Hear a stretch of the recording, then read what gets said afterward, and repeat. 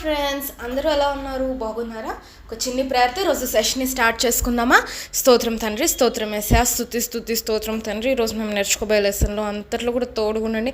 చక్కటి విషయాలు ఈరోజు నేర్చుకోవడానికి సహాయం చేయండి. లెసన్ ద్వారా మాతో మాట్లాడి బలపరచమని నజరేయుడైన యేసు నామమున అడివేడుకొంచున్నాను తండ్రి, ఆమెన్. మరి ఇంకెందుకు ఆలస్యం, స్టోరీలోకి వెళ్ళిపోదామా? స్టోరీలోకి వెళ్ళే కంటే ముందు ఈరోజు మనం ఏం సెలబ్రేట్ చేసుకుంటున్నాము? పామ్ సండే కదా. మీ అందరికీ కూడా happy palm Sunday. And at the same time ఈరోజు మనం ఒక స్పెషల్ స్టోరీ వినబోతున్నాం. ఈ సందర్భంగా మనం ఇంకా చాలా విషయాలు నేర్చుకోబోతున్నాం ఈరోజు స్టోరీ ద్వారా. మరి మీరు అందరూ చక్కగా జాగ్రత్తగా స్టోరీని వినండి, ఓకేనా? మరి స్టోరీలోకి వెళ్ళిపోదామా? అనగనగా ఒక ఊర్లోని యాక్చువల్లీ చెప్పాలనంటే ఈ స్టోరీ వచ్చేసి చాలా సెంచరీస్ క్రితం జరిగిందనమాట. సో చాలా జాగ్రత్తగా వినండి, ఇది నిజంగానే జరిగింది, ఓకే? మీరు అందరూ చక్కగా వినండి. సో అనగనగా ఒక ఊర్లోని ఒక యజమానుడికి ఒక చిన్ని గాడిద పిల్ల ఉందన్నమాట. ఆ గాడిద పిల్లని చక్కగా పెంచుతూ మరి పెద్దగా అయ్యాక మనకందరికీ తెలుసు గాడిద ఏం చేస్తుంది, చాలా బరువులు మోస్తూ ఉంటుంది కదా. అట్ ద సేమ్ టైం చాలా సెంచరీస్ క్రితం ఆ కాలంలోని గాడిదల్ని దేనికి వాడేవారని అంటే వాహనాల కింద ఒక ప్లేస్ నుంచి ఇంకో ప్లేస్కి వెళ్ళటానికి గాడిదల్ని వాడుతూ ఉండేవారు. అట్ ద సేమ్ టైం చాలా బరువులు ఉన్నా కూడా గాడిద మోస్తూ ఉండేది. సో అలాంటి గాడిదని ఆయన పెంచుతూ ఉన్నప్పుడు గాడిద ఇంకే కదా పనికి వస్తుంది అని చెప్పి మొదటైతే నేను కూర్చొని కానీ లేకపోతే ఏదో రైడ్కి నేను దీన్ని తీసుకెళ్ళను కానీ ఫస్ట్ అయితే దీని మీద కొన్ని లోడ్స్ పెడతా, ఓకే? నేను దీని మీద కొన్ని భారాలు పెడతాను. సో దీని మీద కొద్దిగా నేను బరువు వేసి ఫస్ట్ అయితే దీనికి ప్రాక్టీస్ ఇద్దాము అన్న రీతిగా కొద్దిగా బరువు తీసుకొచ్చి దాని మీద మోపగానే దాని కాలు అది చాలా వీక్గా ఉందన్నమాట ఆ డాంకి. మరి ఆ యజమాని చక్కగా దానికి తిండి పెట్టడాన్ని చేశాడు కానీ అది చాలా బలహీనంగా ఉండేసరికి ఆ బరువుల్ని మోయలేక అది కింద పడిపోయిందనమాట. అలాగా ఎన్నో రకాలుగా యజమాని దాన్ని పనిలో వాడుకుందాము అని అనుకున్నాడు కానీ ఆ డాంకి చాలా బలహీనంగా ఉండేసరికి ఇంకా అది ఏ పని చేయలేకపోతూ ఉండేదన్న. మనుషులకి రైడ్ ఇచ్చేది కాదు, మామూలు బరువులే మోయంది, ఇంకా మనుషులనే మోస్తుంది చెప్పండి. అందుకని చెప్పి ఆ యొక్క యజమానుడు చాలా బాధపడి, బాబోయ్ ఈ డాంకీని ఎందుకు పెంచుకుంటున్నానో బాబు అని అనుకుంటూ చాలా బాధపడి ఇంకా దాన్ని ఏం చేస్తాడనంటే ఆ చిన్ని డాంకీని తీసుకొచ్చి తన ఇంటి ముందు కట్టేస్తాడనమాట. కట్టేసిన కొన్ని రోజులకి ఆ డాంకీ చాలా బాధపడుతుంది. అయ్యో నేను అసలు ఎందుకు పుట్టాను, అసలు నా యజమానుడికి కూడా పనికి రాకుండా నేను ఉన్నానే, అసలు నేను ఎందుకు పుట్టాను అని చాలా ఏడుస్తూ ఉందన్నమాట. అది ఏడుస్తూ నేను దేనికి పనికిరాను, బరువులు మోయలేను, నాకు అసలు సామర్థ్యమే లేదు. మామూలుగా అయితే డాంకీని ఒక ప్లేస్ నుంచి ఇంకో ప్లేస్కి ట్రావెల్ చేయడానికి వాడుకుంటారని చెప్పాను కదా. సో నేను అటు రీతిగా పనికి రాకలేదు, నేను దేనికి పనికి రాకలేదు, నాకు శక్తి లేదు, సామర్థ్యం లేదు, ఇలాగ నేను ఎందుకు పుట్టాను అని ఆ డాంకీ చాలా బాధపడుతూ ఉందన్నమాట. ఒక రోజున ప్రజలందరూ చాలా హడావిడిగా ఏవేవో చాలా ఎగ్జైటింగ్గా మాట్లాడుతూ ఉన్నారు. ఆ టైంలోని అక్కడ ఒక ఫెస్టివల్ జరుగుతూ ఉందన్నమాట. అయితే అందరూ కూడా దానికోసం ప్రిపేర్ అవుతూ అప్పటికి మామూలుగా ఫెస్టివల్ని బట్టి ఎగ్జైటెడ్గా ఉంటారు, వాటికి ప్రిపరేషన్స్ చేస్తూ ఉంటారు.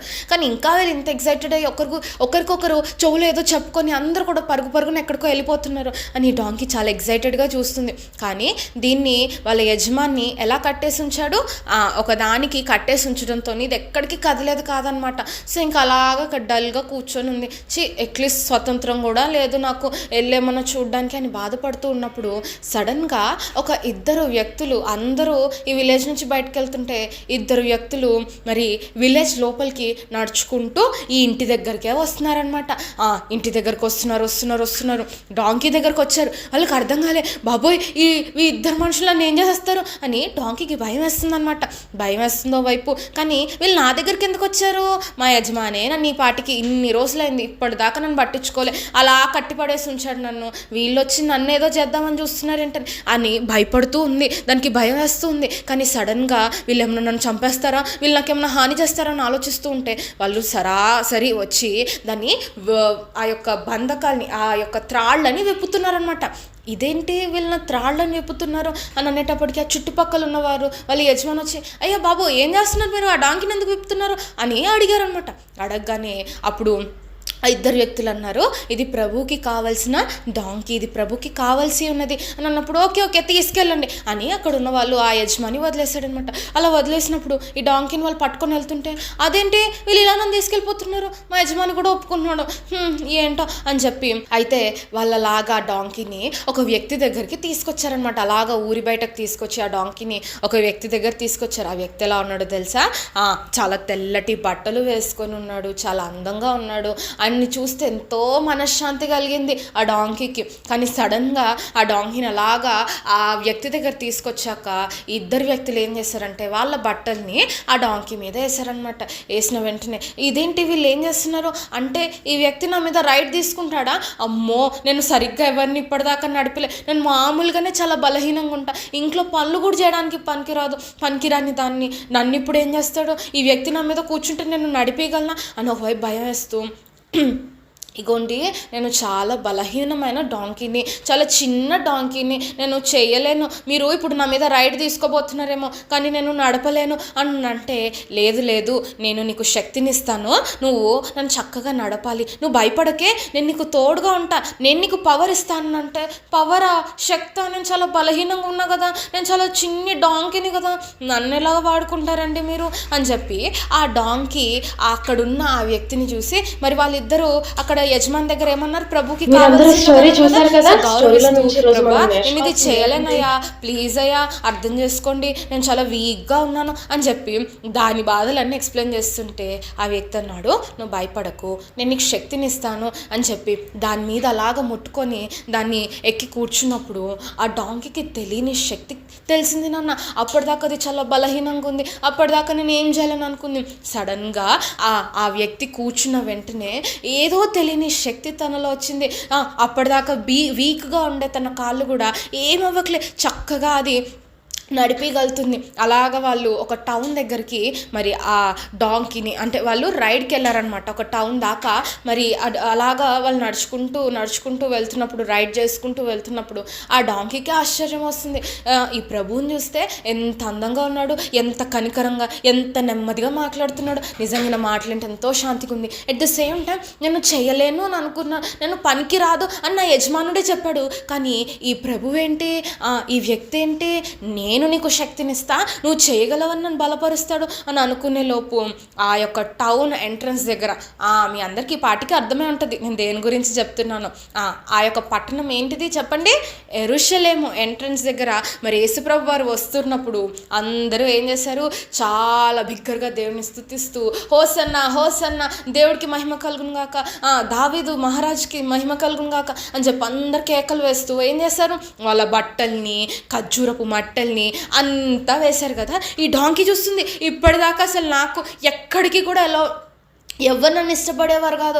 అసలు నాకు రెస్పెక్ట్ లేదు, కానీ ఇదేంటి అందరు నాకు ఖర్జూరపు మట్టలు వేస్తున్నారు, అవును వాళ్ళందరూ ఏంటి రాజు రాజు అని కేకలు వేస్తున్నారు, రాజుకి స్తుతి నందును గాక అని చెప్పి అందరూ గట్టిగా స్తుతిస్తున్నారంటే, అంటే నేను మోస్తుంది రాజా, అయినా నన్ను వెన్నుకున్నారంటే, నేను ఇంత చిన్న గాడిద పిల్లను, బలహీనంగా ఉన్న ఇంత చిన్న గాడిదను కదా, మామూలుగా రాజులు దేని మీద వస్తారు చెప్పండి, హార్సెస్ మీద వస్తారు కదా, రథాల మీద వస్తారు, కానీ ఈ ప్రభు ఏంటి, ఈ రాజు ఏంటి నన్ను ఎన్నుకున్నాడు అని చెప్పి దానికి సంతోషం ఆగలేదు. నాన్న ఈ రాజుని మోవడం బట్టే, ఈ రాజు నాకు శక్తి ఇవ్వడం బట్టే ఈరోజు నడవగలుగుతున్నాను, ఎట్ ద సేమ్ టైం ఈ రాజు నా మీద ఉండబట్టే అందరూ ఆ ఖర్జూరపు బట్టలు వేస్తున్నారు, అందరూ బట్టలు వేసి నడిపిస్తున్నారు, ఓ భలే ఈ మహారాజు నన్ను ఎన్నుకున్నాడు అని చెప్పి చాలా సంతోషంతో మరి ఆ డాంకీ చాలా హ్యాపీగా మరి యేసుప్రభు వారిని దాని మీద మోసుకుంటూ తీసుకెళ్ళింది అనమాట యెరూషలేం లోపలికి.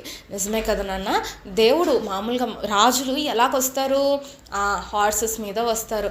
అవును, ఈ యొక్క స్టోరీ విన్నప్పుడు నాకు అనిపించింది, లోకంలో ఉన్న మనుషులు మామూలుగా అయితే ఎలా చూస్ చేసుకుంటారు చెప్పండి, మామూలుగా గొప్ప వాళ్ళు కూడా ఎలాంటి వాటిని చూస్ చేసుకుంటారు, చాలా జ్ఞానం ఉండి చాలా గొప్పగా ఉండే వాటిని చూస్ చేసుకుంటారు. మీకు తెలుసా నాన్న, ఈ లోకంలో ప్రధానులు ఉన్నారనుకోండి, అధిపతులు ఉన్నారనుకోండి, వాళ్ళ కింద అసిస్టెంట్స్ కావాలనంటే, ఎవరైనా అసిస్టెంట్ కావాలి నాకు అనంటే ఎలాంటి వారిని చూస్ చేసుకుంటారు, ఎక్కడో మారుమూల గ్రామంలోని పనికి రాకుండా అలాంటి వ్యక్తుల్ని చూస్ చేసుకుంటారా, లేదు కదా.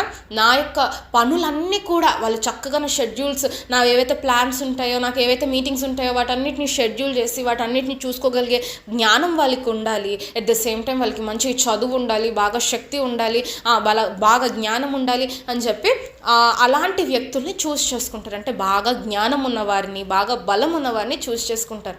కానీ మనం కూడా చాలాసార్లు అనుకుంటాము యేసయ్య కూడా బాగా బలం ఉన్న వారినే చూస్ చేసుకుంటాడు అని మనం అనుకుంటాం. కానీ అది నిజం కాదు నాన్న. యేసయ్య బలహీనులను ఎన్నుకున్నాడు. చూడండి, ఇక్కడ రాజు దేని మీద వెళ్తాడు? గుర్రం మీద. లోకపు రాజులు, లోకపు వ్యక్తులు అందరూ కూడా మనుషులు పర్ఫెక్ట్ది, ద బెస్ట్ని ఎన్నుకుంటారు. కానీ మన యేసయ్య చూడండి, బుల్లి చిన్ని బలహీనమైన డాంకీని ఎన్నుకున్నాడు. దేనికి పనికిరాదు అని చెప్పి వాళ్ళ యజమానియే హోప్స్ వదిలేశాడు. కానీ యేసయ్య ఏం చేశాడు? ఈ చిన్ని డాంకీని ఎన్నుకున్నాడు. మన జీవితంలో కూడా ఈరోజు నేను మీకు ఒక రిమైండ్ చేయాలనుకుంటున్నాను అన్న.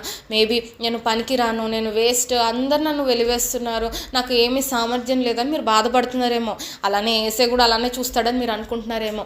ఈరోజు ఈ పామ్ సండేకి మీకు ఒక రిమైండర్, ఒక చిన్ని గుర్తు చేయడం ఏంటంటే, యేసయ్య మనుషుల వంటి వాడు కాదు నాన్న.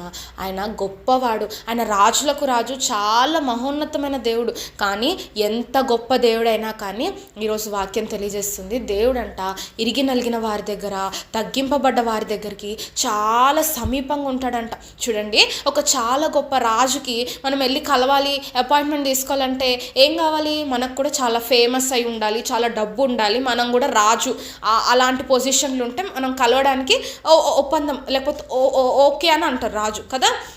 కానీ మన రాజు చూడండి, మనము పెద్ద రికగ్నైజేషన్, బాగా జ్ఞానము, డబ్బులు ఇవేమి ఉండని అవసరం లేదు. మన యేసయ్యని కలవాలనంటే మనం అందరి ద్వారా వెలివేయబడ్డామా, పనికిరాని వారంగా ఉన్నామా? మన యేసయ్య ఆల్రెడీ మనకి చాలా క్లోజ్గా ఉన్నాం. ఈరోజు మనమే అనుకుంటున్నాం, లేదు ఎవరు నాకు నన్ను ఎవరు ఇష్టపడరులే అని మనం అనుకుంటున్నాం. కానీ ఈరోజు మిమ్మల్ని ప్రత్యేకంగా ఒక దేవుడు ఎన్నుకున్నాడు అన్న. ఆయన ఈ creator, he's the creator of this earth, he's kings of kings, ఆయన ప్రభువులకు ప్రభు, రాజులకు రాజు. అంత గొప్ప దేవుడు ఈరోజు మిమ్మల్ని ఎన్నుకున్నాడు. ఈరోజు మిమ్మల్ని కోరుతున్నాడు. ఈరోజు మీరు యేసయ్య దగ్గరికి వచ్చి, యేసయ్య ఐ లవ్ యూ యేసయ్య, ఈరోజు నన్ను, ఇలాంటి బలహీనమైన నన్ను నువ్వు ఎన్నుకున్నావు, ఆ డాంకీని నువ్వు ఎన్నుకున్నావు, పనికిరాని ఆ డాంకీని ఎన్నుకున్నావు, చిన్ని గాడిద పిల్లని ఎన్నుకున్నావు కదా యేసయ్య. నేను కూడా ఈరోజు పనికి రాకుండా ఉన్నా, ఈరోజు నువ్వు కూడా నన్ను ఎన్నుకుంటున్నావు, అది నాకు అర్థమైంది యేసయ్య. నన్ను ఎన్నుకొని నీ పనిలో వాడుకో యేసయ్య, నీకు థ్యాంక్ యూ యేసయ్య అని చెప్పి దేవునికి వందనాలు చెల్లిద్దామా? ఈరోజు లోకం మిమ్మల్ని వెలివేయచ్చు, కానీ నాన్న గుర్తుపెట్టుకోండి, దేవుడు మిమ్మల్ని ఎంతగానో ప్రేమిస్తున్నాడు, మీకు ఎంతగానో సమీపంగా ఉన్నాడు. అట్ ద సేమ్ టైం ఈ లోకంలో ఉన్న జ్ఞానులను సిగ్గుపరచుటకు యేసయ్య బలహీనులను ఎన్నుకొని ఆయన శక్తి ద్వారా మిమ్మల్ని బలపరిచి నడిపిస్తాడు. మరి ఈరోజు దేవునికి పామ్ సండే రోజు మనం ముఖ్యంగా జ్ఞాపకం చేసుకోవాల్సింది ఏంటంటే, గొప్ప దేవుడు అసలు దేని మీద వెళ్ళాలి? హార్స్ మీద వెళ్ళాలి, కానీ దేన్ని ఎక్కాడు?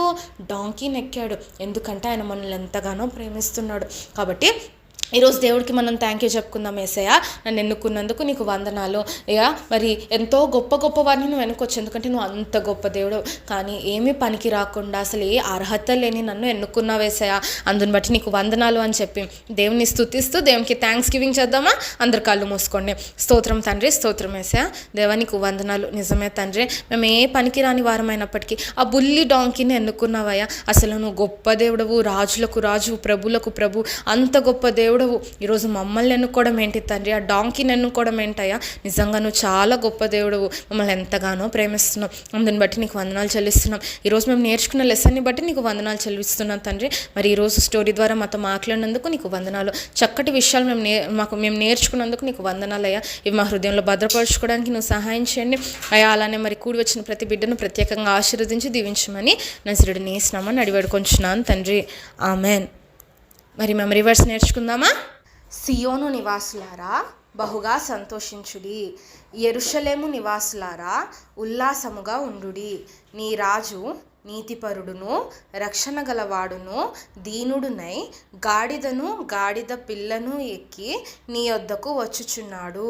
జెకర్యా చాప్టర్ 9 verse 9. ఈ మెమరీ వర్స్ని చక్కగా నేర్చుకోండి. మరి హ్యాపీ పామ్ సండే. అందరికీ నెక్స్ట్ వీక్ కలుసుకుందాం. అందరికీ ఉంటాను. బాయ్.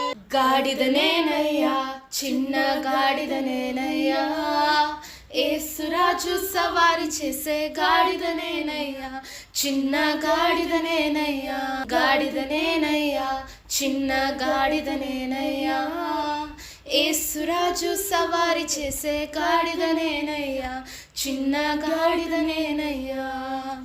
యేసురాజు వెళ్ళగా హోసన్నా హోసన్నా కేకలు వినబడెను. యేసురాజు వెళ్ళగా హోసన్నా హోసన్నా కేకలు వినబడెను. ఎగిరి ఎగిరి గంతులేసేగా నా హృదయం పొంగుచున్నది ఎగిరి ఎగిరి గంతులేసేగా